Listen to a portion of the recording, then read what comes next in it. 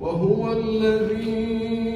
أنشأ لكم السمع والأبصار والأفئدة قليلا ما تشكرون وهو الذي ذرأكم في الأرض وإليه تحشرون وهو الذي يحيي ويميت وله اختلاف الليل والنهار